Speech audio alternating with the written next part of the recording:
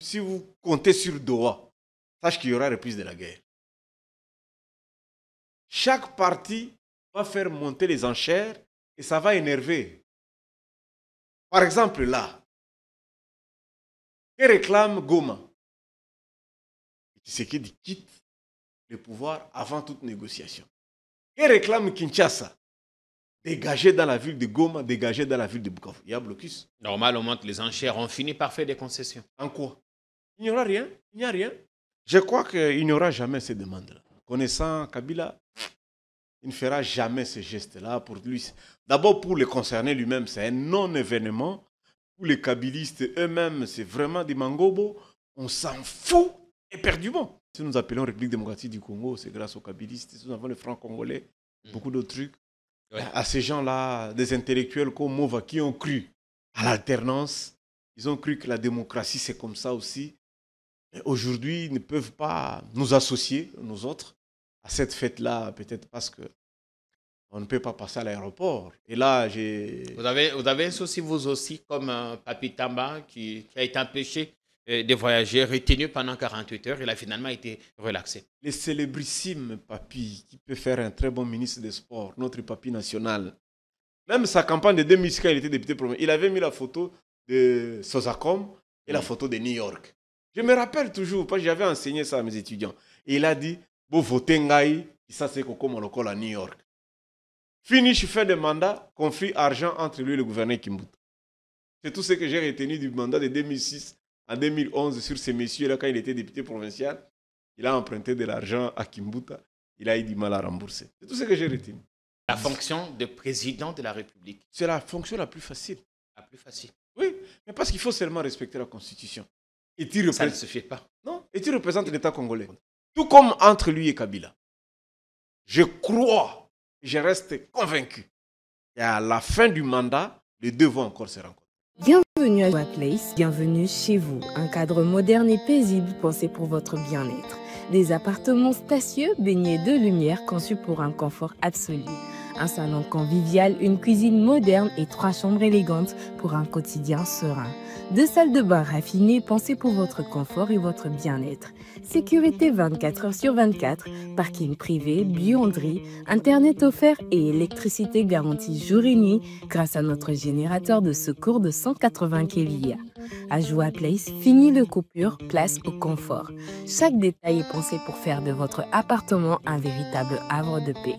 Joa Place au numéro 7, avenue Kassai, quartier GB Ngaliema, à 3 minutes du boulevard du 30 juin, près de Mino Congo. Contactez-nous au plus 243 816 033 128. N'attendez plus, faites de Joa Place votre nouveau chez vous.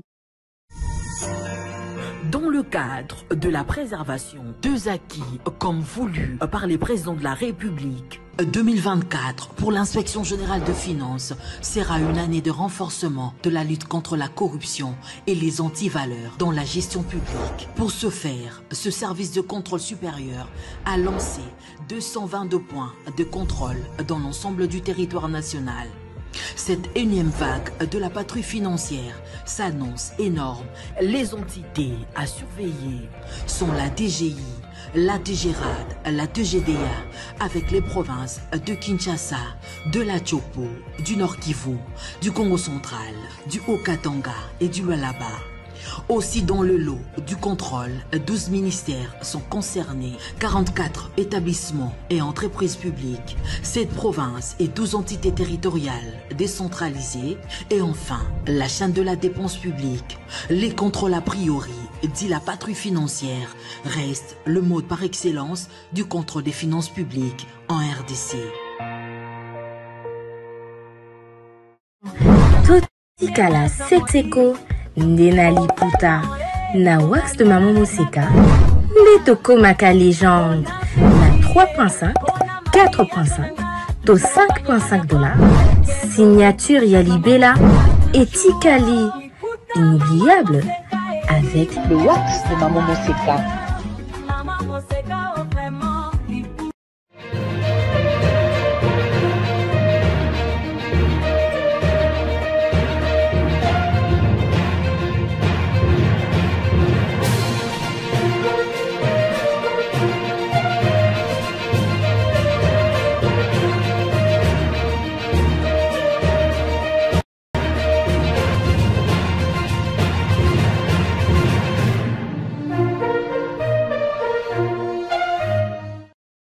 Bienvenue dans Ligne Rouge sur Politiquant, votre émission qui reçoit ce matin un invité hors du commun.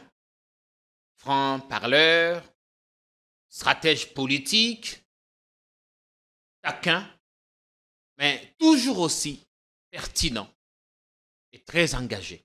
Avec lui, ce matin, on fera le tour d'horizon sans détour des sujets brûlants, des sujets qui défraient la chronique, du procès Kabila aux négociations des Doha, en passant par le remaniement attendu du gouvernement Soumino ou encore la célébration prochaine du Génocoste. Il va donner le fond de ses pensées. Je vous promets que ce sera une émission sans langue de bois. On a l'immense plaisir ce matin de commencer la semaine avec M. Barnabé Milingano Wimana. Wimana ou Wimana? Ça revient au même, ça dépend de l'angle. Et d'où on est? Non, ça dépend du côté où tu es par rapport à la Kivu. Oui, parce que quand on est par exemple à Abuja, à Bujumbura, comme on dit là-bas, on dit c'est Wimana. Même ou quand on est à Kigali. Même à Gisenyi, c'est Wimana. Wimana. Mais quand tu es à Goma, c'est Wimana. Wimana. Et quand tu es chez moi, dans mon village, maintenant, c'est Wimana. La nuance et les détails. Au Kassai, ça signifie se tenir debout. Oui, chez nous, les Barega, c'est lui qui se tient à la place d'eux. Mais si tu traverses le lac, c'est celui qui vient de Dieu. Dans tous les cas, ça signifie quelque chose de bien. Dans tous les cas, ça signifie que nous sommes tous de la région des Grands Lacs. Bien. On est content que vous soyez là ce matin, content de vous recevoir ici, de commencer avec vous notre semaine. Vous êtes président du parti politique Rassemblement des leaders congolais pour le changement. Vous avez désormais des locaux ici à Kinshasa, une très bonne chose. Ouais, merci beaucoup. C'est à la demande de nos membres. Oui. Parce que, vu la configuration politique de l'époque, nous, on travaillait d'abord dans les téléphones. Parce qu'on avait estimé que le Congo, c'était un grand village, le monde était un grand village. Ça ne servait à rien de rencontrer le président physiquement ou d'autres membres du parti. Alors, on échangeait en ligne. Mais petit à petit, le besoin est venu parce que, étant donné qu'on s'approche du délai butoir des élections du 20 décembre 2028, conformément au calendrier de la CENI, la nécessité de commencer les formations, la nécessité de préparer, surtout la nécessité d'obtenir le seuil. Je continue à les rappeler, comme disait le président Omar Bongo Dimba, que gagner la première élection est facile. Mais le second, ou le passage de relais, souvent est très difficile. Alors, dans notre loi, on a inséré une notion très difficile, qu'on appelle le seuil. Oui. Ça veut dire que vous pouvez être populaire. Peut-être je ne peux pas donner des exemples patents. Mais nous avons vu des gens, membres du gouvernement, chefs d'un parti politique, brillantissimes, intelligents, faire des communiqués. Celui qui veut être candidat peut venir dans mon parti, je vais payer la caution. Il n'a jamais eu la caution. Nous avons vu d'autres candidats, des anciens premiers ministres, avec des partis politiques qui n'ont pas atteint les seuils, qui n'ont pas participé aux élections. Donc, la ligne sélective qui est derrière toi, la ligne rouge, pour ce qui est de notre démocratie, ce n'est plus la caution. Ce n'est plus avoir l'argent qu'il faut payer pour chaque candidature, mais c'est le seuil. Et le délai qui nous reste d'être en 6 mois. En conséquence. Ah, mais bien sûr, parce que nous avons les ambitions d'être présents dans toute catégorie d'élections, y compris les élections locales qui vont commencer. Ah, ok, vous dites que vous serez candidat à la présidentielle. Je suis le président national. Si tu es président national, tu dois avoir d'abord l'ambition. Parce que c'est toi qui incarnes le programme, le projet de société, tout ça. Pourquoi on doit avoir peur d'être président de la République? Et surtout, c'est une fonction très facile à exercer. Beaucoup de gens croient que c'est... La fonction de président de la République. C'est la fonction la plus facile. La plus facile. Oui, mais parce qu'il faut seulement respecter la Constitution. Et ça ne suffit pas. Non, et tu représentes l'État congolais. Il faut satisfaire le besoin primaire. C'est faux.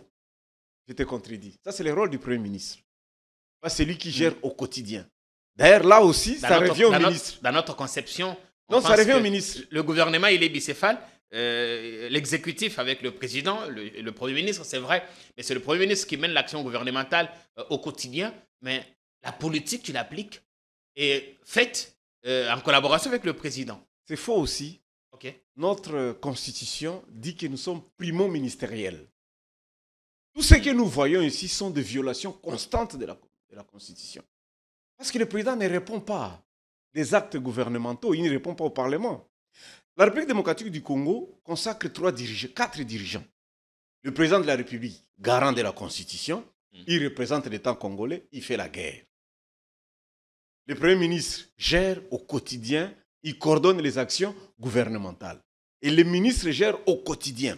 Mais le Parlement, qui est l'émanation du peuple, parce que le chef de l'État représente l'État congolais, il ne représente pas le peuple congolais. C'est les députés qui représentent le peuple. Ils sont tous élus au suffrage universel le même jour. C'est pourquoi il est autorité budgétaire. Donc, si tu es président de la République, fais respecter seulement la Constitution, laisse le Parlement voter les lois, voter la loi budgétaire, faire le contrôle de l'exécutif. Laisse le Premier ministre contrôler le gouvernement, sanctionner, et toi tu fais la médiation. Ça c'est dans la théorie, mais sur le plan pratique, on assiste plutôt à autre chose. Bon, c'est pourquoi il y a des lois. On sent une sorte d'hyper-présidentialisation. C'est une faute, effectivement. Conséquence, ils ont du mal à supporter les casseroles. Regarde, par exemple, tous les colibés qu'on jette sur le président sortant. Et pourtant, c'est sa volonté de mettre ces textes Le président en place. sortant. Oui. Ah, il a encore 2 ans et demi ou 3 ans. Eh bien, voilà. Mais il est déjà sortant parce qu'il n'aura pas de troisième, pas de troisième mandat. Mais il est temps lui aussi qu'il prépare les dauphins. Donc bien que le dauphin légal est connu, le président de son parti, c'est lui le dauphin légal. Mais il peut désigner son fils, ce n'est pas interdit, ou sa femme. Mais c'est le moment de préparer. Là, on est dans les cuisines, c'est une cuisine interne. C'est scientifique aussi. Pour qui sait s'il ne se prépare pas? Écoutez, est-ce que vous pensez que dans 36 mois, on peut avoir le temps de redynamiser et de justifier pourquoi l'université de Mbandaka, qui est conforme à l'université d'Avar, n'a pas encore ouvert ses portes? Ce n'est pas facile de défendre le bilan. Surtout que lorsque vous avez fait 2 mandats, et vous vous êtes laissé amener par de... Une source interne m'a confié que Jean-Pierre Bemba ferait un excellent dauphin. Je ne crois pas, parce qu'il a une très mauvaise maîtrise des dossiers de l'État congolais. On l'a vu dernièrement sillonner, présenter son ancien chef pendant 1+4, qu'il était Hippolyte, qu'il était rwandais, ici. Or, la Cour vient de démontrer, la Haute Cour vient de démontrer que c'est le fils de Mzé et de Maman Sifa. Il est né le 4 juin de 1971 à Ewabora. Dès lors que lui ne peut pas avoir une maîtrise parfaite de son ancien chef, s'il ne pouvait pas se renseigner sur la nationalité de son ancien chef, est-ce qu'il saura comment gérer les filles enceintes à l'école secondaire ou à l'école? Pourquoi vous insistez sur son ancien chef? C'est une réalité historique. Pendant les 1+4... Ils étaient collaborateurs? Non. Non. Il y avait un président, il y avait le vice-président. D'ailleurs, lui n'avait pas qualité de signer une ordonnance. À cette époque, une seule personne signait l'ordonnance présidentielle. C'était à la personne de Joseph Kabila Kabanga. Comment allez-vous? Comment allez-vous? On allait vite en besogne. On espère que celles et ceux qui nous regardent vont passer un excellent moment de télé. Je demande aux gens d'adhérer à mon parti, remplir les fiches d'adhésion, payer les premières cotisations et nous soutenir financièrement. J'ai beaucoup de charges, je n'ai pas d'argent. Mais sur le plan spirituel, je me porte bien. Sur le plan émotionnel, mon âme se porte bien et mon corps n'a pas de soucis particuliers. Où se trouve au bureau pour ceux qui seraient tentés? Nous sommes à Gombe, sur l'avenue du Livre, en diagonale avec médecin de nuit, dans l'immeuble Le Baron, au 1er niveau. Bien. Vous allez bien, par contre, le pays se porte mal. Dans la nuit de samedi à dimanche à Komanda, à Ituri, on a exécuté 40 de nos concitoyens par les ADEF. Les concitoyens étaient rassemblés dans une église, en veillée de prière. Ils ont été surpris par les égorgeurs qui les ont exécutés à l'arme blanche, et certains avec des armes à feu. Un autre cas qui vient bouleverser, qui nous choque. Certains ont condamné, d'autres pas encore. Je voudrais avoir vos premiers mots. le message de compassion pour ses concitoyens qui ne sont pas moins congolais que nous. Les informations à ma possession, on parle de 43 personnes. Le bilan a évolué. Merci. Et la dernière fois dans ces villages où on a décapité les gens, c'était en 2021. Les reporters se posent la question pourquoi ils sont revenus. Je voudrais dire quelque chose sur ce qui se passe dans cette zone-là. Premièrement, c'est une zone commerciale. On fait l'exploitation des minéraux, l'exploitation des cafés, l'exploitation de bois. Il y avait un moment, une sale habitude, de certains opérateurs économiques du coin qui reprenaient les marchandises de ceux-là qui ne peuvent pas atteindre l'Ouganda ou le Rwanda. C'est le même phénomène se passe aussi pour ceux qui ne peuvent pas atteindre le Burundi. Qu'est-ce qu'il y a? Nous avons des rebelles ougandais, on appelle les EDF, qui se sont retranchés depuis Obote, Idi Amin, ils sont dans la région. Nous avons des FDLR qui ont quitté le Rwanda, ils sont dans la région. Nous avons les Tabara. Mais ces gens-là, c'est eux qui contrôlent les carrés miniers. Ils ont les armes, ils font l'exploitation minière. Si tu connais la région. Si tu es dans Goma, Bukavu ou Vira et consort, oui, tu vas voir des jeunes avec qui vous avez passé toute la journée. Demain, il a un chantier. Demain, il fait Dubaï. Demain, il fait Turquie. Tu te demandes où est-ce que... Sans qu'on se pose véritablement la question sur l'origine. Où est-ce qu'il a trouvé le capital? Oui. Ce type de gens, parmi eux, ont commencé à disparaître avec l'argent de ces creuseurs-là, armés. Alors, le règlement des comptes fait que, parfois, ils viennent s'apprendre aux vieillards, aux enfants. Aux innocents. Aux innocents. Non, c'est souvent aux innocents. C'est-à-dire que, pour leur manière de se venger, nombreux, je connais, ils font ça, on les donne, bon, voici l'or, va nous acheter les médicaments, va nous acheter les armes, tu reviens. Lui, il considère que le montant ici, il est important. Au lieu de revenir par... Il disparaît dans la nature. Non, il vient à Kinshasa.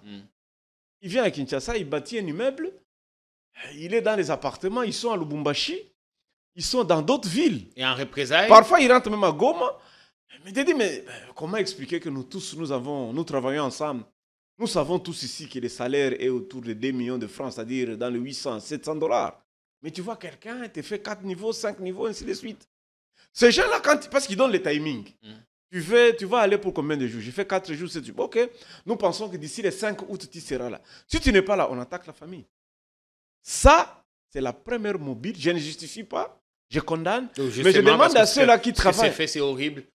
Je travaille à ceux qui travaillent avec ces gens-là d'être au moins honnêtes. Mais au-delà d'être honnêtes, eux-mêmes, ces gens, ils opèrent de façon illicite, de façon frauduleuse.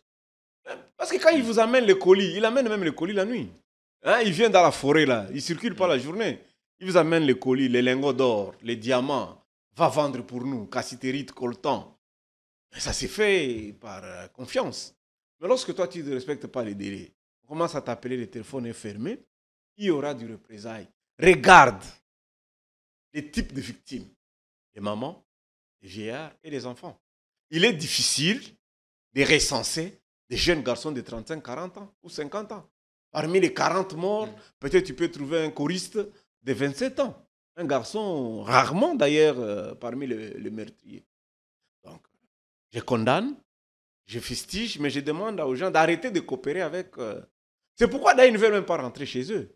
Parce que les jours où ils vont comprendre qu'ils doivent creuser de l'or et il faut les amener dans le comptoir officiel de l'État congolais. Ouais. Chez Primaire, à ton ami là, comment il s'appelle? Ah, Primaire à Gold, qui est devenu DRC Gold Trading. Ben, c'est ça le rôle. Quel est le rôle de cette organisation? Regrouper, ramener... Assainir la chaîne d'approvisionnement. Les creuseurs qu'on appelle clandestins, qu'ils aient au moins un endroit où ils peuvent déposer officiellement. L'État congolais va vendre et leur donne des devises et on gère les devises. Mais lorsque vous le faites clandestinement, voilà les conséquences. Encore une fois, l'État n'a pas su protéger ces sujets. Nous sommes un État archipel. L'autorité du chef de l'État n'est pas ressentie sur toute l'étendue de la République. Notre police n'est pas présente. Pose la question à Mambasa, il y a combien de policiers? Il y a combien de militaires? Donc, le gouverneur militaire lui-même doit courir par là, il va aller vers Djougou, Aru, Mambasa. Il est dépassé. Et je te donne comme illustration, le territoire de Chabunda est plus vaste que le Rwanda. On n'a pas 40 policiers. Le Walikale a 3 policiers. 3 policiers. Et pourtant, nous avons des roulages. Kinshasa, des gares centrales à Delvaux, tu trouves toute une bataillon. Alors, il faut les ramener là-bas. Bien. On reviendra sur tout ça. On reviendra également, en tout cas, c'est très important, sur le procès Kabila pour ceux qui attendent. Le rapport mapping. On dira également sur le Génocost le 2 août. On va célébrer ces génocides pour des crimes, des gains économiques. On va en parler tout à l'heure. En même temps qu'il y avait massacre à Kobanda, quelques-uns de nos concitoyens se sont retrouvés à Abidjan pour une fête. Il n'y a pas de coïncidence. C'était un programme déjà bien tracé. Quelques visages, mariage, d'après ce qu'on nous dit, de la sœur cadette de l'ancien président. On a vu l'ancienne première dame faire une allocution qu'on vous mettra dans la prochaine émission. Quelques visages connus qu'on a vus là à Abidjan. On peut dire que la vie continue. Barnabé Milinganyo. J'étais confondu dans mes émotions. Oui. Tantôt la joie de voir Kimbuta, Mova, voir Mamaro. Des visages qu'on a vus il y a longtemps. Il y a longtemps. J'étais ému. Et puis j'étais un peu malheureux de constater que ces vaillants fils du pays qui se sont battus pour que nous ayons ces pays démocratiques, baptisés même par les kabylistes. Si nous appelons République démocratique du Congo, c'est grâce aux kabylistes. Si nous avons les francs congolais, beaucoup d'autres trucs. Ouais. À ces gens-là, des intellectuels comme Mova, qui ont cru à l'alternance, ils ont cru que la démocratie, c'est comme ça aussi. Aujourd'hui, ils ne peuvent pas nous associer, nous autres, à cette fête-là, peut-être parce que on ne peut pas passer à l'aéroport. Et là, Vous avez un souci, vous aussi, comme Papi Tamba, qui a été empêché de voyager, retenu pendant 48 heures. Il a finalement été relaxé. Le célébrissime Papi, qui peut faire un très bon ministre des Sports, notre Papi national, qui ne peut même pas tuer une mouche. Avec ses équipes tout-puissants, tout-puissant, le nom viendra. Il ne peut même pas tuer une mouche. L'homme qui sourit en tout. Papi n'a pas le corps pour faire la rébellion. Ah, TP le croyant, le nom de son équipe. Ben voilà, il n'a pas le corps pour faire la rébellion. C'est un fervent ami de tout le monde, un encadreur de jeunes. Et sous Kabila, sous Mobutu, il était déjà en Europe. Il n'a pas un problème de visa, il n'a pas un problème de passeport. L'interdire d'aller célébrer le mariage de sa petite sœur, c'est quand même exagéré. Hein? Nos amis là, heureusement, Dieu est très bon. Nous sommes en train de voir tous ceux-là qui pensaient, qu'ils buvaient sous la calice du tshisekidisme, tous ceux-là qui étaient prêts à faire la même tombe que le président actuel, nombreux aujourd'hui sont en train d'être cueillis pour complicité des coups d'État. Nous sommes là. Nous n'avons que la bouche et le stylo. Nous répondons aux invitations de nos amis. Interdire à un type comme Papi de voyager, vraiment. Et puis s'il pouvait associer les soins médicaux. Tu vois, donc il y a un gars qui est à l'aéroport là. Comme nous sommes faibles, hein, on ne sait pas mettre la main sur lui. Nos genoux vont parler. Je crois que nous allons commencer une prière d'intercession pour assainir un peu l'aéroport et qu'on ait de vrais Congolais. L'aéroport de Djili est devenu une zone rouge. Moi, je crois qu'ils exagèrent. Ils pensent que tout le monde doit aller à Goma. J'ai toujours dit, pour aller à Goma, on peut étaler le bidon et traverser le fleuve. Tu sais qu'actuellement, le fleuve n'est pas à son accru. Oui, justement. On peut nager. On peut nager aussi pour ceux qui veulent. Mais ceux qui décident de rester ici, parce qu'ils sont démocrates, ils croient à la deuxième alternance. On ne devrait pas les pousser dans les mains de l'ennemi. D'abord, par expérience d'un ancien rebelle, la rébellion ne paye pas. Il n'y a pas de salaire dans la rébellion. Ok. Donc ne perdez pas votre emploi ici. Pour aller rejoindre une rébellion, vous ne serez pas payé. Deuxièmement, la rébellion ne loge pas les gens. Comment ils font? Ils prennent des forces, des maisons? Non, ils sont sous les treillis. Vous êtes dans la forêt, vous êtes des rebelles, vous avez affaire à des moustiques. Et actuellement, la guerre, c'est avec des drones. Donc on peut vous atteindre partout. Non, je crois que ce n'est pas une solution.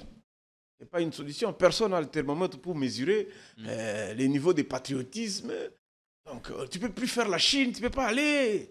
Non, mais c'est très... Tu ne peux même pas aller à Lubumbashi, quoi. Non, nous, on n'est pas dans ça.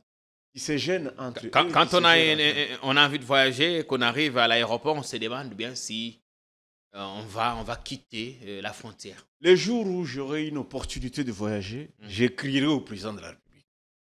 Je tiendrai informer la Première ministre. J'irai voir l'AG de l'ANER et les DG de la DGM. Pour éviter de l'humiliation à l'aéroport. Non, prévenir, je réserverai copie à mon pasteur, à Chole et à tout le monde, à Tatoukaembe. Et je ferai une émission au préalable pour dire date telle, je vais voyager. Ouais. Comme ça, c'est Kindam là, s'il vient, je vais lui rappeler que j'ai déjà fait la prison. Et Edingwe a laissé d'autres Edingwe dans ce pays. Bien. Allez, remariage, heureuse vie des ménages aux couples mariés. En même temps, on célébrait cette union. Ici, se tenait ou se tient encore un procès contre l'ancien président avec énormément de chefs d'accusation. On a vu notamment le chef d'accusation brandi par le ministère public. Tout ce qui s'est dit autour de cette affaire, évidemment, des avocats de la République qui ont demandé une remise. La prochaine audience, c'est pour bientôt. Je voudrais qu'on analyse d'abord le regard que vous portez sur cette affaire qui a fait parler y compris des muets. Il y a le pasteur et chantre Franck Moulaja qui ne s'est jamais exprimé sur des questions politiques. Il est sorti de sa réserve cette fois pour dire qu'on ne peut pas chercher d'un côté la cohésion nationale et de l'autre organiser des procès fantaisistes contre certains bénéfices qui sont acteurs clés capables de jouer dans cette recherche de cohésion que nous voulons. Vous avez la parole. Vouloir faire un procès par défaut n'aide pas les étudiants en droit. Du point de vue forme, on arrête quelqu'un pour des faits et l'infraction est individuelle. La Mauritanie a capturé l'ancien président mauritanien. Il croyait, après avoir fait l'alternance, qu'il pouvait rester. On l'a arrêté. Le Niger, l'ancien commandant de la sécurité présidentielle, séquestre son chef dans certains appartements. Nous avons des cas au Burkina Faso, au Mali, où ce genre de jeu se répète. L'idéal, c'est d'attendre et l'arrêter. Mettre la main sur lui. Il est jugé. À chercher à les condamner par défaut. De chercher à les condamner par défaut nous ramène dans ce qu'on appelle technique de négociation. Lorsque vous allez négocier, vous avez des matières premières, des sujets principaux sur lesquels vous devez négocier, mais il y a aussi ce qu'on appelle la meilleure solution de l'échange. Vous avez de la perturbation. Généralement, quand on constitue une équipe de négociateurs, vous avez quelqu'un qui mène les négociations, il a les sujets principaux. Vous avez quelqu'un qui a la solution de l'échange, d'autres appellent ça le plan B, et vous avez un perturbateur. Quelqu'un qui peut vous injurier, qui peut créer des suspensions de procédures. Alors ici, chez nous, nous avons un problème de regard extérieur. Ceux qui nous regardent de l'extérieur, généralement, ils ne nous prennent pas au sérieux. Lorsque la plus haute autorité de la République aurait annoncé que c'est lui qui est le patron de la rébellion AFC M23, ok, on considère, tout le monde a dit qu'il a plusieurs sources d'informations, c'est vrai. Et cela a été confirmé par son ministre sortant de la Défense, actuel ministre des Transports. Ok. Mais lorsque vous allez en négociation, vous êtes supposé aller négocier avec ces délégués. Vous préparez les tapis afin que vous deux protagonistes, vous puissiez vous rencontrer pour signature. Alors, vous créez une perturbation pour que les négociations commencent par, ça s'appelle la reconnaissance de votre légitimité. Tu m'as condamné à mort, je ne peux pas signer avec toi, retire d'abord la condamnation. Prière m'amnistier. Et donc, vous devenez plus supérieur par rapport à celui qui fait la demande de... Je crois qu'il n'y aura jamais ces demandes-là. connaissant Kabila, il ne fera jamais ce geste-là pour lui. D'abord, pour le concerner lui-même, c'est un non-événement. Pour les Kabilistes eux-mêmes, c'est vraiment des mangobos. On s'en fout éperdument. Je crois que en cas de condamnation, ça ne risque pas de peser dans son casier judiciaire, perturber certaines choses. Mais c'est est-ce que la justice, là, à quoi est-ce qu'elle est sérieuse pour peser dans les casiers judiciaires? Je t'informe qu'Étienne Tshisekedi était plusieurs fois condamné à mort relégué. Olengankoy était condamné à mort relégué. Zaïd Ngoma était condamné à mort. Mais ils étaient des candidats à président de la République. Au fait, parmi les dossiers qu'on traite aux négociations, il y a toujours cette affaire-là d'amnistie, il y a toujours cette affaire-là de la grâce. Donc, ce sont des matières pour ceux qui étaient pressés. Je crois qu'ils ont donné un mauvais conseil au président. Heureusement, ils commencent à les arrêter tous aujourd'hui. C'est une distraction qui n'a pas de sens. C'est un procès qui n'a pas lieu. Quel est l'écho de Qatar? Quel est l'écho de Qatar? Pourquoi c'est précipité? D'abord, c'est lui qui a conçu le dossier et lui-même arrêté. Il est lui-même poursuivi. Ah oui, l'ancien ministre Constant Moutamba. Vous comprenez que ça n'aboutira à rien du tout. D'ailleurs, ça ternit notre image sur le plan international. Ça ne ternit pas plutôt l'image de l'ancien président lui-même, poursuivi désormais pour un tas de chefs d'accusation. La Tanzanie a 5 anciens chefs de l'État. D'autres sont venus des agriculteurs, des pasteurs, des journalistes, tout ça. Nos amis se trompent en croyant qu'il sera candidat.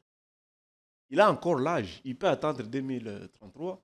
Il peut attendre 2038. En 2038, Kabila aura quel âge? Il peut être candidat. D'ailleurs, il aura pratiquement l'âge de Kamer en 2038. Il peut attendre. Il n'est pas pressé.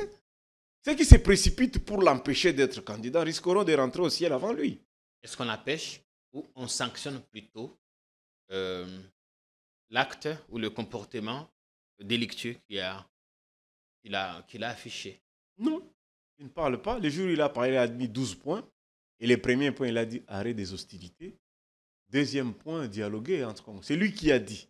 Et les Congolais, on le parle. Le Congo, on parle de lui à l'extérieur, mais les fils du pays ne parlent pas entre eux. Et quand il faisait les consultations à Goma, il disait à tout le monde, tout celui qui a le numéro du président Fachi, de l'appeler et que les enfants du Congo se retrouvent ensemble. L'idéal, peut-être vous pouvez dire, toi, tu ne viens pas au dialogue. Il accepterait. Parce que vous savez, dans le livre de Roi, premier Roi, chapitre 3, il y a eu un conflit entre deux mamans qui se battaient pour la reconnaissance de l'enfant. La vraie maman a dit, je préfère voir mon fils en vie, même s'il ne sera pas entre mes mains. Je crois que, comme a dit le professeur Kinke, Kabila est l'homme le plus malheureux aujourd'hui parce qu'aux gens auprès de qui il a mis confiance pour garder le palais sont en train même de trahir aujourd'hui l'actuel président. Ceux qui sont arrêtés aujourd'hui, c'était eux les gardiens du temple. Mais s'ils sont arrêtés, on dit qu'ils sont des mèches avec l'ancien président. Mais c'est ça le problème dans notre pays.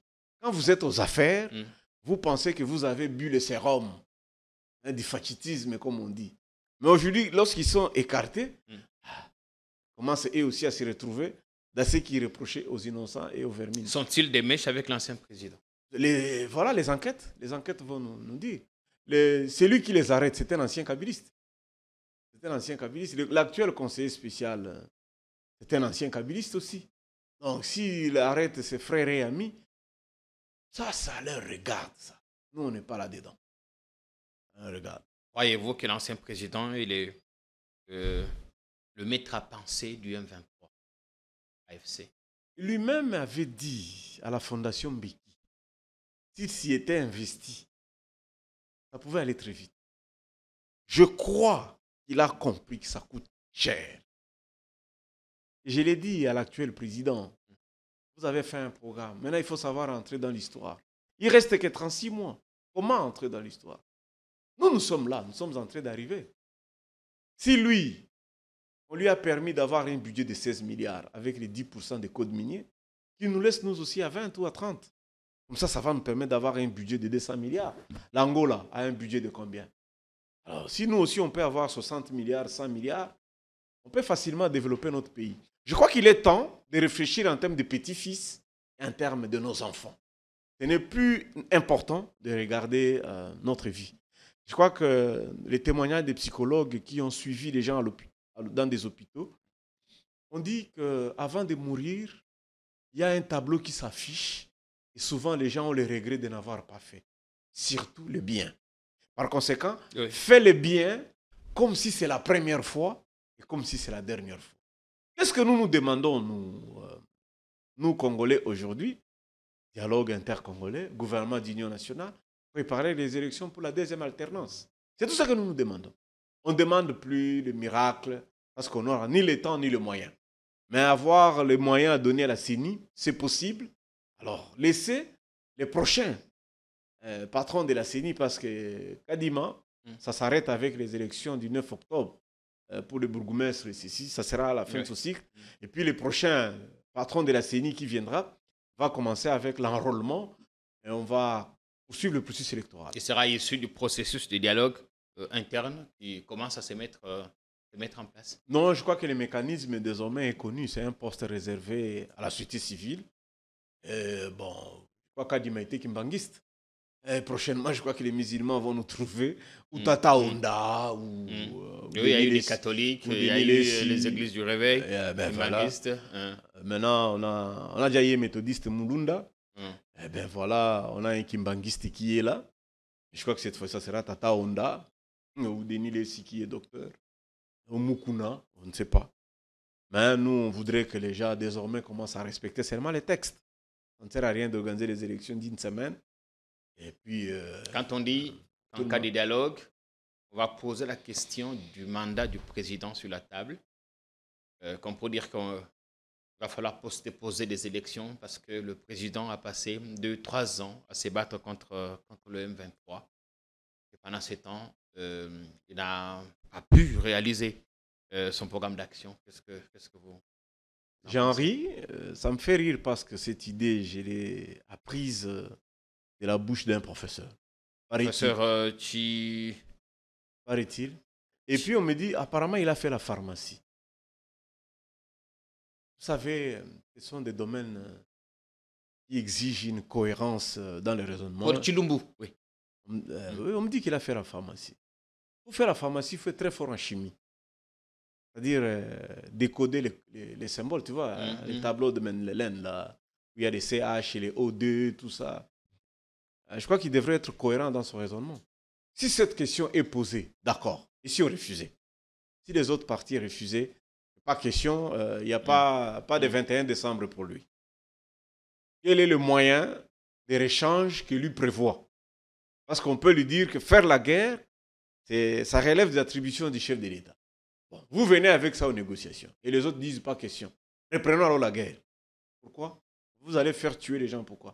La Constitution a déjà tranché sur la question. Le président reste en fonction jusqu'à l'installation du nouveau président élu. Mais le nouveau président sera connu le 20 décembre 2028. Il y a un calendrier de la CENI. Il faut qu'il y ait élection. La CENI, avec même le ministre de l'Intérieur, qui a saisi la CENI. Et la CENI a fixé la date du 9 octobre pour les élections locales. Bourgmestre et administrateur du territoire. Ça veut dire que le processus continue. Après cette étape, nous aurons l'enrôlement avec un nouveau patron. Et la CENI, qui aura l'obligation de respecter le calendrier électoral. Et là, on n'y est même pas encore. On ne sait même pas s'il y aura changement d'équipe ou pas. Non, la loi sur la CENI n'autorise pas les glissements. Et le mandat est unique. Ils n'ont pas 2 ou 3 mandats. Un type ne peut pas diriger à lui seul 2 élections. C'est pourquoi nous avons eu Malou Malou, nous avons eu Mulunda, et puis Malou Malou. Et ça, c'est pas parce que les politiciens ne se mettent généralement pas d'accord après les élections et ont besoin de tout le temps changer l'équipe dirigeante. Non, le problème, c'est parce que la société civile glisse beaucoup vers la politique. Je salue mon aîné Katende, l'homme le plus constant. Il est constant, mais il est société civile. S'il pouvait rester et faire le contrepoids, comme Katende reste société civile, on imposerait aux hommes politiques. Je te dis que ce pays n'est pas dirigé par un seul camp. Il n'y a pas que les hommes politiques qui ont le monopole de diriger le pays. Et même là encore, je fustige parce qu'il y a de mauvaises qualités d'éléments dans les partis politiques. Venez, vous qui êtes intelligents, Ne commettez pas l'erreur qu'on voit tous ceux qui sont intelligents au Congo font la médecine. Puis ils seront dans les hôpitaux 400 000 francs après, ils vont commencer à se plaindre. Venez en politique. Comme ça, on aura des bons éléments qui vont appliquer les textes, qui vont respecter la République démocratique du Congo. C'est ça. La logique, elle est aussi simple que ça. Donc, les profs, il doit rentrer fabriquer des médicaments. On constate qu'il n'est pas bon en politique avec ce genre de propositions. Est-ce qu'on ne se réfère pas à ce qui s'est passé en 2016? Il n'y a pas eu élection. On a prétexté qu'il y avait la guerre et que la République avait beaucoup dépensé. Au cours de cette rencontre, pour négocier ces glissements, on avait dit au président qu'il n'aura plus le contrôle du gouvernement. Et il a cédé par 2 fois la primature au parti politique, enfin un parti groupe de pression qui faisait beaucoup de bruit. On leur a confié l'organisation des élections. Avec Sami Badibanga, ensuite Bruno Tchibala. Ben voilà.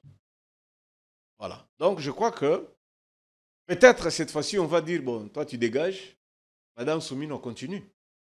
On peut dire c'est toujours ton équipe, mais toi tu dégages. Les négociations, parfois, si vous ne les préparez pas très bien, sur base des arguments solides, vous pouvez être surpris. Parce qu'il y a les facteurs force. Il faut être fort pour aller négocier. Et il faut avoir des éléments clés pour négocier. Et quand est-ce qu'on négocie? On négocie soit quand vous êtes en position de force ou quand vous êtes en position de faiblesse. Et en ce moment, il est en position de force d'avoir l'opposition non armée parce qu'il a l'impérium, il a la signature. De quoi? Il peut signer quoi finalement là? Il peut signer encore quoi?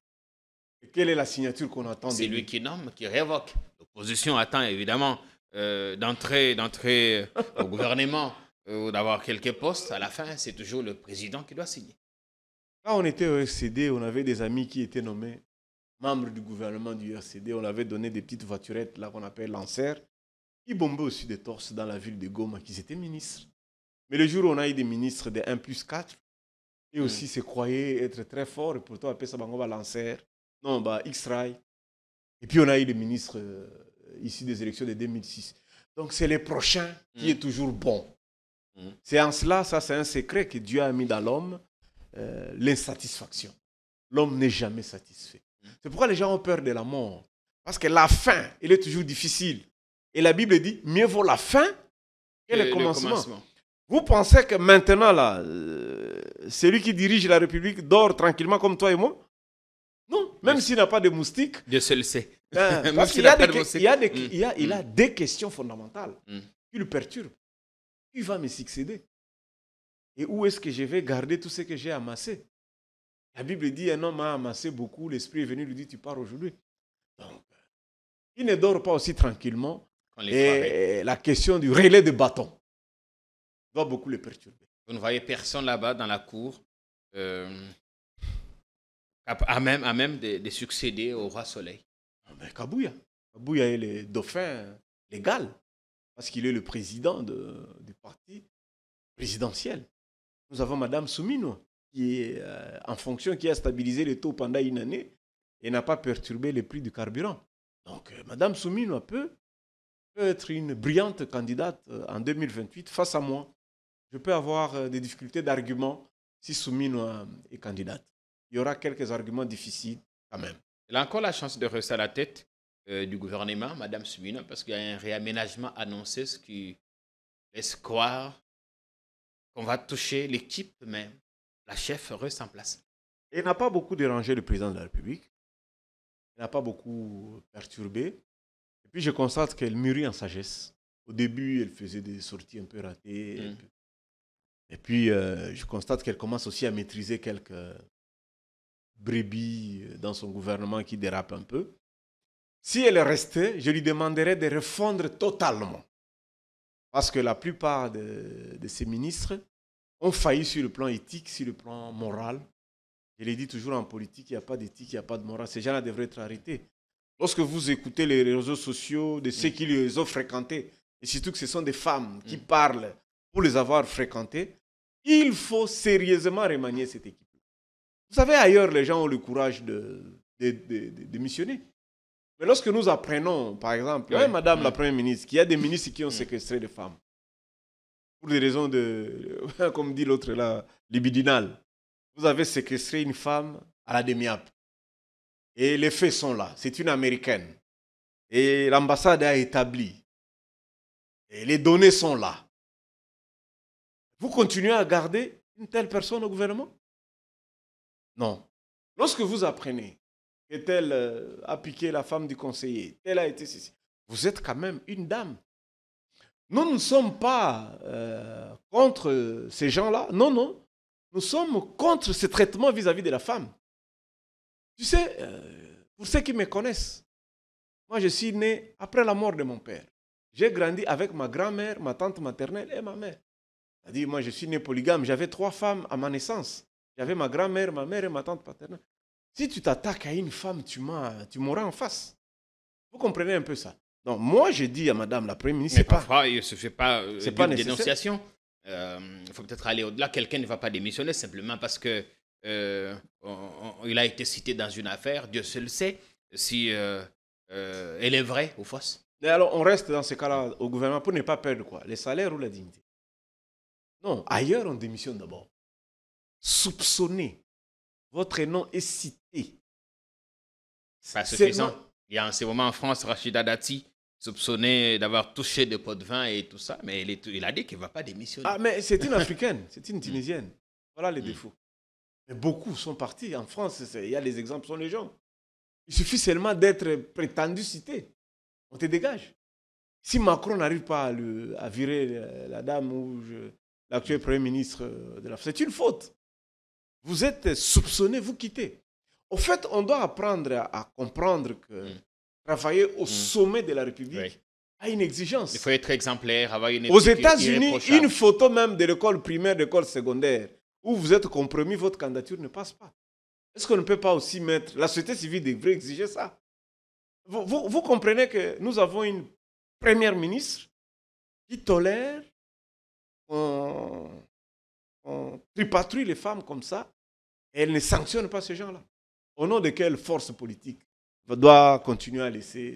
C'est comme ça qu'un Kindam, le jour, a dit que sentait les odeurs.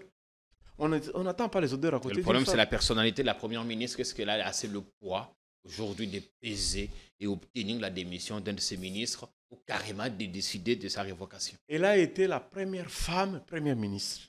Oui, ça, c'est dans les faits. L'histoire doit retenir que nous avons besoin qu'elle soit aussi exigeante comme Premier ministre. Pour l'instant, il ne l'est pas. Comme ça poussera les autres prochainement à engager les femmes. Tu vois, il y a toujours une critique que je n'aime pas. Chaque fois qu'il y a une organisation, on a tendance à donner la caisse à la femme. On ne peut pas donner la conduite d'un chantier à une femme. Tu vois que c'est très grave. Oh, les femmes sont brillantes, très intelligentes. À elles maintenant de porter cette confiance et avoir la capacité de sanctionner. Si madame doit continuer à croire qu'elle doit recourir à l'autorisation du président. Alors, pour revenir sur le réaménagement du gouvernement, avant le dialogue, c'est pour dire on casse d'abord quelques fidèles, on élargit les rangs en attendant le dialogue ou un possible partage du gâteau. Je crois qu'en politique, les remaniements peuvent venir à tout moment. C'est un milieu aléatoire. C'est depuis janvier que le président l'avait annoncé. Madame expédie les affaires courantes depuis janvier et les membres de son gouvernement. Mais ce n'est jamais arrivé. Bon, là, ça se montre un peu plus imminent. Bon, on ne sait plus croire. On ne sait plus croire. On n'est pas au gouvernement. Malheur à ceux qui vont quitter le gouvernement et heureux à ceux qui vont entrer au gouvernement. Mais le respect de la parole donnée doit avoir tout ce sens dans notre pays. C'est parmi les valeurs. Et Doha maintenant? Bon, Doha, je crois que ça reste une distraction. Distraction. Ouais, ça reste une distraction. Ça peut prendre 2 à 3 ans pour qu'on puisse aboutir. La mise en forme, d'abord, elle-même, va aller jusqu'en 2026. Il y a des deadlines qui ont été données, imposées pratiquement. Ça ne veut rien dire. Tous ces gens-là, le Qatar n'a pas une force militaire pour venir s'interposer dans la forêt équatoriale congolaise. Les États-Unis. Non, même, les États-Unis n'ont jamais gagné une guerre. Dans les déserts, ils peuvent facilement voir avec des drones. Ils ne gagnent pas, a fortiori dans la forêt dense où elle est marécageuse avec des insectes et des animaux. Non, c'est tout de même la première puissance militaire. Ça, c'est sur le plan théorique. L'Iran vient de nous démontrer qu'elle peut cogner, elle peut bombarder les bases. Et ils ont fait taire l'Iran. Non, au contraire. L'Iran a gagné. Les dernières frappes ont fait taire justement l'Iran et sonné la fin. Non, l'Iran a frappé l'Israël. et l'Iran a frappé l'Amérique au Qatar, c'est Trump qui a demandé d'arrêter. Ce n'est pas l'Iran. L'Iran est prêt à résister. Non, non, nous avons vu que si vous avez de la personnalité, vous pouvez tenir. Vous pouvez tenir. Mais au Congo, je ne vois pas un blanc venir mourir pour un noir. Je ne vois pas un Américain venir mourir pour un pygmée congolais. Ça ne tiendra pas. Mais non, on doit faire la paix. Non, on doit faire la paix, baliser la voie. Il faut faire la paix conformément à l'appel de Lumumba. Et l'histoire de la République démocratique du Congo doit s'écrire par ses propres fils. Et aller chercher les médiateurs à l'extérieur, 65 ans après l'indépendance, c'est une honte. On a tenté à Addis Abeba, on a tenté à Luanda, on a tenté ailleurs. Toujours l'extérieur. Kabila l'a fait avec Kengo après les élections de 2011, quand Tshisekedi s'était autoproclamé à l'imité. Il y avait des négociations au Palais du Peuple. Minaku et Kengo, ils ont fait la modération. Nous avons eu un Togolais à la Cité de l'Union africaine, ça n'a pas marché. Nous avons eu des pères spirituels à la Sénéco, ça a marché. On les soupçonne à ces moments. Bon, il y a toujours les faibles qui soupçonnent les autres. On pense qu'ils sont juges et partis, qu'ils sont sous la coupe d'une certaine opposition et qu'en ces moments, ils ne sont pas caractérisés par l'impartialité. Je pense à Papi Tamba. Quand Scholl est parti chercher l'IDPS pendant les négociations de l'OIA, de l'OIA, Papi a tout dit sur Scholl. On l'a traité de toutes les parties du queue du cheval. Mais un jour, encore sur ton plateau, il a dit, il a compris que Scholl dit toujours la vérité. Scholl, parfois, on s'en prend à lui inutilement, mais c'est l'Église qui fait le monitoring sur toute l'étendue de la République. Ils ont au moins une église, chapelle, cellule partout. C'est eux qui sont en contact avec la misère du peuple. Il y a eu 43 morts, comme tu as dit à Mambasa. On n'a pas encore rien communiqué du gouvernement. C'est la paroisse qui va encore arrêter. Et ils étaient encore à l'église. Ils croyaient que le Seigneur va faire quelque chose. Qui va enterrer ces gens-là? C'est encore l'église protestante ou l'église catholique? Alors, pour ne pas laisser le monopole aux protestants et aux catholiques, on a adjoint ceux du réveil. Comme ça, ils vont être ensemble, ils vont se neutraliser entre eux. Ils ne se sont jamais rencontrés et pourtant ils ont les mêmes dieux, Père, le Fils et le Saint-Esprit. Non, on peut aussi aller chercher des éminences Kimbangu. Ils sont là, on peut aller chercher des Nile Simukuna. Ils sont nombreux. Ils sont nombreux. Mais la démarche, lorsqu'elle est subjective, ça pose problème. Pour revenir à Doha, vous n'y voyez pas beaucoup de chances de réussite. Je te dis, si vous comptez sur Doha, sache qu'il y aura reprise de la guerre. Chaque parti va faire monter les enchères et ça va énerver. Par exemple, là, que réclame Goma?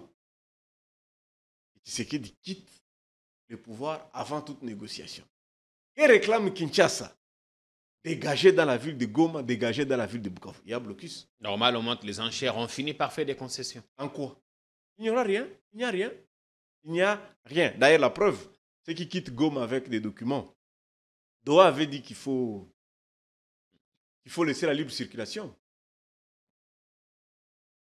Je m'excuse beaucoup. Mais ceux qui viennent Goma avec les documents, les tenants lieux de signer à Goma n'entrent pas à Kinshasa. Normal, c'est toujours une zone occupée. Eh bien voilà, Doha a dit quoi? Parmi les préalables, la libre circulation. Comme on ne sait pas encore ouvrir l'aéroport de Goma parce qu'il est miné, on peut utiliser l'aéroport de Bukavu. Mais on n'utilise pas. On dit la libre circulation. Donc on accepte les documents signés à Goma, mais ça n'entre pas ici. Donc tu vois, je te dis par expérience. Hein, moi, j'étais là. Encore une fois, j'étais là. Quand on a commencé à préparer, ne fût-ce que l'accord de Lusaka. L'accord qui a été signé à Lusaka. Ça a pris 2 ans. Du 2 août, quand la guerre du RCD a commencé, le 15 août, au Zimbabwe, Victoria Falls, Kara doit rencontrer Mouzé. Mouzé refuse. Je t'ai dit, jusqu'à ce que Mouzé disparaisse, il n'y a jamais eu de rencontre entre le RCD et les camps gouvernementaux. Et Joseph, quand il arrive, il apaise la situation, il prend Ketumil Mansé. On commence à signer Lusaka, on commence à signer... Autre temps, autre mœurs. Ben voilà. Les choses peuvent aller vite. Personne n'avait parié avant. et Tshisekedi et Kagame se rencontreraient et signeraient un accord de paix. Il n'y avait pas un conflit de fond. Entre les deux, il n'y a pas un conflit de fond. C'était juste, comme avait dit l'ancien conseiller privé du chef, il s'agissait des intérêts privés des gens, des sous-commissions et consorts qui perturbaient. Mais entre les deux, il n'y a jamais eu un conflit de fond. D'ailleurs, je crois qu'ils doivent se rencontrer.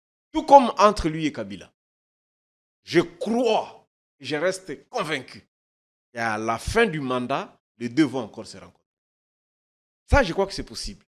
Parce qu'ils n'ont pas atteint non. Leurs divergences n'ont pas atteint de point de non-retour. Non, je crois que Kabila peut faire encore un pas au nom de l'unité nationale. Il suffit que le président aussi accepte de faire un pas. Les deux peuvent se rencontrer. C'est encore possible. Je crois que c'est possible. Et pourquoi pensez-vous que M23 et le gouvernement de Kinshasa ne peuvent pas se parler, arriver à trouver un accord en si peu? Non, je crois que le gouvernement, on envoie quelques messieurs qui discutent avec quelques messieurs aussi du M23. Il y a eu un début des choses, les jours où ça... Non, il faut que ça monte. De la déclaration de principe. Moi, j'aurais voulu que ça monte au niveau plus élevé.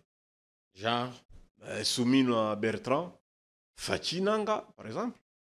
Si ça peut monter à ce niveau, le regard peut être franc, on peut se regarder. Vous voulez comparer Nanga comme légal? Non, j'ai dit négociation. Okay. Parce qu'il contrôle quand même 34 000 km², 11 millions d'habitants. Donc les rencontrer, ça peut ramener... Il n'y a que le président qui a pour mandat l'intégrité territoriale. Faire cette concession-là. Tu sais que Kabila avait rencontré Bembe Onosumba à Gaborone. Il avait accepté de... Et ils étaient seulement à 3 dans la chambre. Tu connais l'incident? Onosumba avait refusé de s'élever et saluer Kabila comme président de la République. Il n'est plus revenu toute sa vie comme président. Mais Bemba s'était mis debout, il a salué, il s'est retrouvé dans l'1+4. Donc parfois, on peut aller vers. Qu'est-ce que dit Jésus-Christ? Tu peux avoir 99 brebis. Si une ne te pose problème, va chercher. Faire tendre cette main-là au nom de l'unification. Je te dis, tu ne peux pas imaginer combien de gens meurent à l'intérieur. Parce que les aéroports ne fonctionnent pas. Tu ne peux pas imaginer des gens qui sont coupés de famille. Il y a des mamans qui sont venues à Kinshasa pour les soins. Il y a des papas qui sont ici en frais de mission, enfin, en mission de service. D'autres sont venus pour le commerce. Les enfants sont abandonnés comme ça. Les blessés, les malades. Les passeports. On ne sait pas avoir les passeports. Et lorsque même tu contournes pour venir avoir les passeports, avec les documents que tu peux avoir, on ne les reconnaît pas. Les comptes en banque. Beaucoup de gens ont leur argent dans la banque. Si tu avais emprunté quelqu'un, comment tu fais? Alors, au lieu de continuer à se voir que moi, je ne peux pas rencontrer Tatouka Yembe, parce que, non, un moment, on peut revenir, parce que tous prient. Ils prient quand même. À un moment, on peut dire, non, ça doit au moins s'arrêter. Et puis le président doit savoir qu'il a un mandat à finir. Il a promis des choses à l'Est. Il a dit, je vais faire ceci pour vous, je vais faire les routes pour vous, je vais faire cela. Alors, s'il peut permettre que cela soit quand même réalisé, exécuté, on dirait toujours que ça reste un bon président. Et le dialogue politique interne? Ça devrait être une priorité. Ça peut permettre de faire un gouvernement d'union nationale et nous amener aux élections dans les délais constitutionnels. Si tout le monde est autour d'une table, on aura quand même une unique mission, c'est aller aux élections selon les délais constitutionnels. L'urgence, c'est mettre fin à la guerre, ou plutôt donner, partager le gâteau avec les frustrés, les bannis. Notre conflit est tricéphale. Nous avons le conflit mimétique, où les gens font par imitation. Nous avons le conflit d'intérêt, où les gens veulent se positionner, comme tu dis, partage des gâteaux. Ouais. Mais nous avons aussi le conflit identitaire. C'est qu'il y a un problème de nez, c'est qu'il y a un problème de terre. On voit toujours à l'Est, mais nous avons ici les Teke et les Umbu, je crois, les Mobondo. C'est toujours un problème identitaire. Donc si on peut résoudre tout ça, ce n'est pas Doha qui peut entrer en profondeur pour discuter la question des Teke Umbu. Je ne pense pas. Ce n'est pas l'Amérique qui débat la question des Teke Umbu. Tu as été 50 ans, 30 ans à l'exil, tu rentres, tu dis que c'est ici, c'est trouvé le champ de mon père. On te dit que non, c'est maintenant devenu une église. Ce n'est pas à vous, c'est un autre conflit. Donc, ces conflits-là, j'ai toujours demandé que ça soit rabattu au niveau local, que les chefs coutumiers, les leaders d'opinion puissent s'en occuper. Mais le reste, là, on a cassé ma maison, je dois faire la rébellion, on a pris mon carré minier. Ça peut se régler autour d'un gâteau, il n'y a pas de problème. Quand Martin Fayulu fait le premier pas avec le camp de la patrie, pourquoi ça gêne certains? Bon, parce que je crois qu'il s'est contredit dans sa démarche comme un acteur politique. Il a été pendant 5 ans président élu, il faisait des discours le 30 juin. Il semblait nous montrer qu'il avait une vision, un plan pour ce pays. Même là, je vais aller sans machine, avec machine. On se retrouve en 2023, il part seul. Parce qu'il avait un problème de caution. On ne sait pas, aucun député, aucun ceci. Qu'est-ce qu'il représente finalement? Et il est allé là-bas, maintenant il doit intégrer. Est-ce qu'il doit intégrer les camps? Est-ce qu'il sera dauphin? Toutes ces questions-là vont lui pousser à manquer le seuil. Le 28, dans les élections de 2028, il risquera de manquer les seuils. Il a sûrement appris de ses erreurs passées. S'il avait appris de ses erreurs, il rentrerait implanter son parti. Et là, il sera au gouvernement, probablement. Je crois que c'est tout ce qu'il cherche. Il en prendra sûrement la tête. Tout dépend de comment ils vont se mettre d'accord. Je crois que de tous les Quinois, à part Edingwe, je crois qu'il n'y a que lui qui n'est pas encore entré au gouvernement. Ça ne serait pas une chaise de trop. On le verrait au gouvernement comme on a toujours vu tous ceux qui sont passés par là. Bon, Bazaka Banakin. Banakin, Bazaka Nakota, Nabango, Nakatia gouvernement. Je pense que quel est le secteur que si on lui donnait, il changerait de fond en comble. On peut lui donner les transports. Il va nous aider à bien circuler. Je pense que si on lui donne... On peut lui donner quoi? Toi, tu vois qu'il peut... Je ne te pose pas de questions, malheureusement. Tu penses qu'il peut être bon ministre de quoi? Parce qu'il a été un ancien cadre de carburant. Il se positionne bien pour être plutôt Premier ministre. Est-ce qu'il a la capacité de coordonner les actions gouvernementales? Dès lors, il n'a pas été capable de coordonner les candidatures des députés nationaux et provinciaux. Non, être Premier ministre, c'est très fort. C'est répondre au courrier tous les jours. C'est décider tous les jours. Et c'est avoir une rigueur, des respects des budgets. Je ne le vois pas dans ça. Il aura des équipes pour ça. Tous ceux qui sont là ont des équipes, membres de famille, parlent la langue maternelle dans le couloir, des amis d'église et consorts, mais le Congo ne marche pas à cause de ça. Je crois que des gens devraient être aussi modestes et que chacun occupe sa place. Peut-être qu'il ferait un bon député provincial. Même sa campagne de 2006, quand il était député provincial, il avait mis la photo de Sozacom et la photo de New York. Je me rappelle toujours, parce que j'avais enseigné ça à mes étudiants. Et il a dit, vous votez Ngaï, ça c'est Koko Molokol à New York. Finish, fin de mandat, conflit argent entre lui et le gouverneur Kimbuta. C'est tout ce que j'ai retenu du mandat de 2006 à 2011 sur ces messieurs-là quand il était député provincial. Il a emprunté de l'argent à Kimbuta. Il a eu du mal à rembourser. C'est tout ce que j'ai retenu. En parlant des églises, il y a de plus en plus des langues qui se délient pour parler de l'église Philadelphie qui prend de plus en plus de l'ancrage, plus de postes. Au niveau le cercle restreint du président.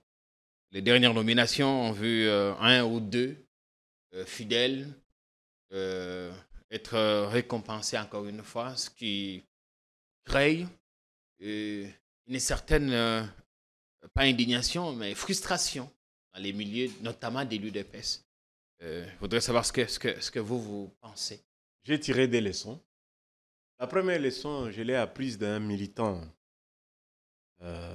proche du président de la République qui a fait un tweet en disant « Seul le président connaît les compétences de tous les militants de l'IDPS et il sait où il peut les trouver.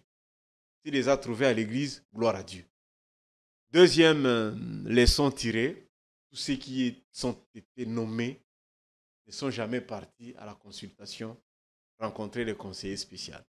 Voilà la deuxième leçon. Donc, pour se faire élire, il n'a pas forcément besoin d'être sous le bois d'un parti politique ou aller rencontrer les conseillers spéciaux pour les consultations. Même aller à Doha aux États-Unis. Seul le chef de l'État connaît où il peut trouver les compétences. J'avais aimé cette ironie, cette manière de présenter les choses. On fait confiance. Ce qu'il a fait n'a pas violé la loi. Il n'a pas violé la loi. Dans un cabinet, ça relève de ce qu'on appelle le secret discrétionnaire du chef. Lui-même, c'est de l'église ou pas, ils sont congolais. On n'a pas forcément besoin d'être membre d'un parti politique pour être nommé, c'est ça. Il a dit, le garçon, seul le chef de l'État sait trouver, il sait là où il peut trouver les compétences. Je te rappelle qu'au début de son mandat en 2019, tu sais qu'il avait nommé un Camerounais dans son cabinet. À lui seul, de savoir là où il peut trouver les compétences pour lui prodiguer des conseils. Si ceux-là qui sont venus cette fois-ci vont intercéder, Ils ne vont pas être dans les séquestrations des femmes. Ils ne vont pas être dans le détournement. Gloire à Dieu, nous pensons que les 36 mois qui nous restent, la République sera bien gérée. Et on vous tendait la main. Refuser, c'est une insubordination. Et tu peux te faire arrêter pour ça. Kabila a pris beaucoup de gens de l'opposition. Mobutu en prenait, Mouzé, ainsi de suite. On me pose toujours cette question-là. J'ai les compétences. D'ailleurs, je l'ai toujours dit. Moi, j'ai 38 ans maintenant d'expérience en politique. Je lis beaucoup de livres, j'ai beaucoup d'expérience, j'ai fait le terrain. Il y a des secteurs où si vous me mettez, 3 mois, c'est difficile. Vous aurez les changements. Comme les infrastructures, la défense, une primature, beaucoup de secteurs. Je suis apte à beaucoup. Je connais beaucoup et je suis prêt à réformer dans beaucoup de secteurs. Si le chef de l'État m'appelle, d'abord je répondrai à l'appel parce que je suis patriote, républicain, mais l'histoire retiendra. Il y a eu un Congolais qui a changé ce pays dans 3 mois. Pourquoi n'avez-vous pas rencontré le conseil spécial lors des consultations? Je savais que c'était sans objet. Tous ceux qui l'ont rencontré ne seraient jamais nommés. Non. Ils l'ont rencontré dans le cadre de la formation du prochain gouvernement. Les choses semblent se mettre en place maintenant. Tu verras des membres du gouvernement qui n'auront jamais rencontré le conseil spécial. Et je crois que... Alors, si je dois t'écouter ta prophétie, je ferai partie du gouvernement sans rencontrer le conseil spécial. Oui, ça ferait plaisir. Bon, le 2 août, dans une semaine pratiquement, on va commémorer le Génocoste. Il y a un travail de fond qui se fait en ce moment. Le président voudrait que la voix du Congo soit entendue à la 80e session de l'ONU ou à l'autre session de la Commission des droits de l'homme à l'ONU. Faire parler, imposer la rhétorique de la RDC sur les victimes de cette guerre, les violences qu'on a subies ici. On est autour de 10 millions de morts, 6 millions de déplacés, beaucoup de choses.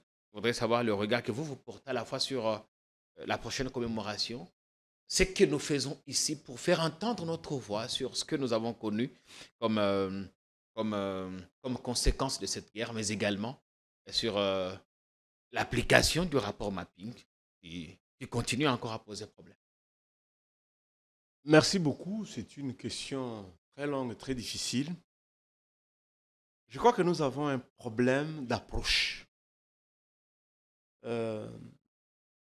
Le rapport mapping est faux du début à la fin. Faux du début à la fin. Mal rédigé par des gens qui cherchaient l'argent. Je donne un premier cas. Lorsque il y a eu des désordres à l'Inilou, Madame Colette Brackman, elle vit encore, elle avait fait un papier sur l'opération Lititi Mboka. Il y avait un seul décès, un seul mort. Lui, il avait dit qu'il avait 1000 morts. La Belgique avait coupé sa coopération avec la République démocratique du Congo. Mais tous les financements de l'Union européenne étaient orientés vers les ONG. À Bukavu, on en trouve plus de 1700. À Goma, tu as presque 900 ONG. Tous ces gens-là roulent en Prado, ils sont dans des villas, mais ils font des rapports comme les gars là. Il y a toujours un gars qui parle sur Top Congo, société civile, Massissi. Il fait toujours les rapports. Autant de morts à tel endroit, mais les gars là, ils parlent dans son salon. Moi, j'ai été l'assistant du ministre du porte-parole. J'ai vu des journalistes, reporters internationaux, dans des chambres d'hôtel et te dit Kachoucha, RFI, VOA. Tout ce qui est dit dans cette affaire-là est faux. Pourquoi c'est faux? Si tu fais un regard objectif, rentrons dans la démographie avant d'aller dans la sociologie. Pendant la guerre de la FDL, à Goma, il y avait combien d'habitants? Tu peux vérifier dans les 300 000. Bukavu, 400 000. Aujourd'hui, avec l'afflux des réfugiés, Goma 1 400 000 seulement. Tu prends le cas de Kassika, parce qu'il y a eu un massacre de Kassika. Oui, à Kassika. C'est combien de morts? Il y a une ONG d'un garçon qui est en Europe qui dit que c'est 1000 morts. J'étais à la commémoration la fois passée, ici à Wallonie-Bruxelles. Ils ont dit 22 morts plus 850. Je suis déjà passé par là, je connais Kassika. Si tu rentres dans Kassika, même maintenant, là, tu ne trouves pas 1000 logis. Il n'y a pas 1000 personnes. Et à l'époque, il n'y en avait pas. Je ne peux pas te donner le nombre de ceux qui sont réellement morts à Kassika. Ça peut énerver.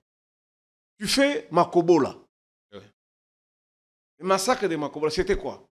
Les militaires burundais faisaient les achats dans les marchés. C'était le jour des marchés. Les Maïmaï sont venus par des hors-bords. À partir du lac Tanganyika, ils commençaient à tirer sur le marché. Quand tu regardes les stèles qui a été montée, tu es déjà arrivé là-bas avec Mamaro. Je suis arrivé. Tu as lu combien de morts? Tu as lu combien de morts le massacre de... Là où il y a eu des morts, 100 000 morts, c'est à Tingitingi, à l'aéroport de Bangoka et à Mbandaka. Tu comprends ça? Il y a eu des morts. Il y a eu des morts vers Kalemi. Oh là là, j'oublie tout ça. Ça va venir. On avait massacré de Banyamulenge là-bas. À Viura. Il y a eu des massacres à Viura. Il y a eu des massacres à Gatumba. Il y a des endroits où il y a eu des massacres. Mais tu vas apprendre. Gatumba, 167 morts. Viura, je crois que c'était 200. Tu vas ici. Toutes choses étant pareilles égales, si tu regardes la cartographie des massacres, on ne peut pas atteindre 1 million. Alors, les 12 millions dont on parle sont des gens qui sont morts de diarrhée, ou ils sont morts de choléra, ou ils sont morts de quoi? Parce que les gens meurent toujours. Et la Syrie a été bombardée pendant 2 ans, en termes de 300 bombes par jour. Netanyahou bombarde Gaza chaque jour. Ils n'ont pas encore atteint 100 000. Voilà, c'est ce qui a été à la base de l'incident de l'année passée. Tu as vu le sommet de la francophonie. Le chef de l'État a quitté le sommet, pourquoi? Parce que quand le président français était en train de lire, il n'a pas cité notre pays. Tu te souviens? Oui. Et parce que nos amis qui font le monitoring les font très mal. 6 jours de Kisangani. Ouganda est allié, RCD est allié à Kisangani. 667 morts. Les tombes existent. Les croix sont là, derrière l'université de Kisangani. Est-ce que nous aussi, on ne peut pas retirer et enterrer dignement nos amis? On a parlé de la chute de Goma. J'ai suivi le porte-parole du gouvernement parler de 10 000 morts. On peut aller à Goma et compter 10 000 croix de personnes enterrées. Parfois, nous avançons des chiffres de communication juste pour croire que les gens auront de la pitié pour nous. Je t'ai dit, de 86 à 94, le général Mayele a mené des opérations au Rwanda. Tu ne peux pas savoir jusqu'aujourd'hui le nombre de Tutsis qui ont été tués. Mais de avril 94 à juillet 97, il y a eu plus de 1 500 000 Tutsis massacrés. Les gens ont douté. Les ONG sont venus. Le régime du Rwanda avait décidé de déterrer. Et jusqu'aujourd'hui, on continue à rechercher les fosses là où on les a enterrés. Et ils sont honorés et commémorés. Donc, nous, notre problème, nous recherchons une reconnaissance extérieure. Oui. Et pourtant, à l'interne, on ne fait pas un effort. Quel effort devrions-nous faire? Non, il faut bien compter les gens. Il y a eu accident à Matadi-Kibala. Quand on nous parle de 4 morts reportés, il y avait 53 morts. On vient de nous dire ici, on a massacré 43. Le gouvernement, à un moment, doit commencer à enterrer leurs fils dignement. Donc, le rapport Mapping, c'était juste un financement pour discréditer quelques acteurs. D'ailleurs, beaucoup de gens ne savent pas, la Russie paye 5 000 médias aux États-Unis juste pour les fake news. L'apartheid sud-africain mettait 11 millions de dollars dans les médias juste pour couvrir l'apartheid. Si tu regardes France 24, c'est chaque jour qu'on parle de Netanyahou, c'est chaque jour qu'on parle de Trump, c'est chaque jour qu'on parle de Zelensky. Tu as même l'impression que Poutine va perdre dans 30 minutes la guerre. Si tu écoutes LCI, tu as comme... Non. Nous aussi, on est tombés dans ces pièges-là. Nos amis qui étaient diaspora américaine, canadienne, bombardaient chaque jour des rapports, on avait des communiqués. Maintenant, tu as comme l'impression que les ONG n'existent plus à part Katende. Seul Jean-Claude Katende peut signer un communiqué. Tout le reste là, Parce qu'ils étaient du camp de ceux qui sont au pouvoir aujourd'hui, ils étaient prêts. Si c'était à l'époque où, quand ils ne seront plus aux affaires, on te parlerait de 430 morts à Nitouri au lieu de parler de 43. Donc, pourquoi devrions-nous minorer nos morts ou sous-estimer ce qui s'est passé? La question est de savoir pourquoi alors augmenter nos morts et pourtant ce n'est pas réel. Les morts restent morts, il faut honorer et les faire un travail. Moi, je plaide pour qu'il y ait un ministère, ça voilà, quelque chose que Fayoulou peut bien faire, peut être ministre déterrer et enterrer dignement ceux qui sont morts, parce qu'il est le camp de la patrie. Quelle suggestion, pour le moins surréaliste. Qu'est-ce qu'on n'a pas dit ce matin? Parce qu'on commence à terrir. On ne va pas abuser de votre temps. On n'a pas dit que Jésus revenait bientôt. Merci beaucoup. Ça a été un plaisir pour nous. Pour ceux qui veulent entrer en contact avec votre parti, le Rassemblement des leaders congolais, pour le changement, il y a un numéro de contact. Nous avons 3 numéros. Nous avons un numéro Vodacom, 081 51 44 311. Nous avons un numéro RTL 09 97 80 7000. Et nous avons un numéro Orange 089 94 55 665. Croyez-vous toujours au changement? Oui, parce que nous sommes acteurs du changement. Et nous sommes en train de nous constituer en rassemblement de ceux qui ont la vision du changement, de ceux qui savent là où nous sommes, là où nous devons aller. Parce que la démographie va nous tomber dessus comme une bombe. Il faudra savoir quand nous allons célébrer notre 100 ans, nous serons 400 millions. Il est temps de réfléchir comment nourrir les 400 millions, comment les loger, comment les faire déplacer et comment les soigner. Comment voyez-vous l'avenir de la RDC d'ici à 2028? Glorieuse, glorieuse. Je crois qu'il y aura quelques distractions, mais la main de Dieu. Vous savez, dans mon église, notre maman pasteur a une chambre de prière pour la nation. Ça s'appelle CEPEN. Et vous avez les FFJ qui prient pour la nation.